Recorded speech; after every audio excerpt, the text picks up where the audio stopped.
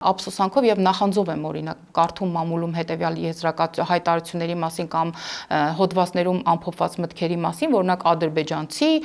ծագմամբ այսինչ կամ այնինչ մի քիչ էլ ենթամշակույթ կրող անձը կամ գուցե բիզնես ոլորտում մեծ հաջողություններ գրանցած անձը այնքան է մտերմացել օրինակ Բարձրաստիճան պաշտոնյաների հետ, որ կարողանում է այդ մտերմությունը ինչ որ չափով այո օգտագործել իշահ իր երկրի,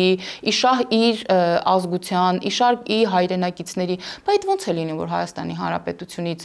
ով գնում է Ռուսաստան մի քիչ հարստանում է, մոռանում է, որ ինքը իր ազգանունով է ավարտվում, մոռանում է, որ ինքը Հայաստանի Հանրապետությունում է ծնվել կամ առաջին քայլերը Հայաստանի Հանրապետությունում է արել, մենակ Արարատի նկարը պատից կախելով եւ Հայաստանի Հանրապետության հայրենիքի կենացը խմելով չի վերջո հայրենասիրությունը սկսվում եւ ավարտվում։ Դե նաեւ եկել են փրկելու հիմա ինչպես։ Այո, եւ այսպես եկել են Հայաստանի Հանրապետությունը փրկելու եւ իրենց հերքում են, գիտեք, հարգելի Հերմինե։ Օրինակ մի քանի տարի առաջ այդ նույն Սամվել Կարապետյանը ասում էր, որ Հայաստանի Հանրապետությունը եւ Հայաստանի Հանրապետության տնտեսությունը ԵԱՏՄ այն բացառիկ երկրներից է, որ շատ սրընթաց տնտեսական աճ է գրանցում, էլի, այս մասով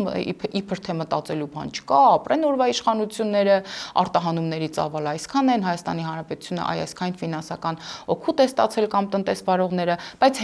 հենց որ նրան գործուղել են Հայաստանի Հանրապետություն փրկելու Հայաստանի Հանրապետությունը, չգիտես ումից կամ ինչից, նա որոշել է, որ Հայաստանի Հանրապետության տնտեսությունը պիտի փրկի։ Այդ ցավը տանը մի տարի ու կես առաջ բացում էր Հայաստանի տնտեսությունը շատ արագ ինտենսիվ զարգանում է։ Ինչի՞ է եկե Հայաստանի տնտեսությունը։ Ռուսաստանի հետ տնտեսական պատերազմ եք սկսելու, դուք ասում եք ախր, որ ձեր իշխանությունը վեր ընտրվել։ Կարող է իրենք են ամեն բան արել, ամեն ինչ ներդրել, որ ինչ-ինչ հարցերում մեր ու Ռուսաստանի խոսքը նույն առվով չգնա կամ ջուրը նույն առվով չգնա։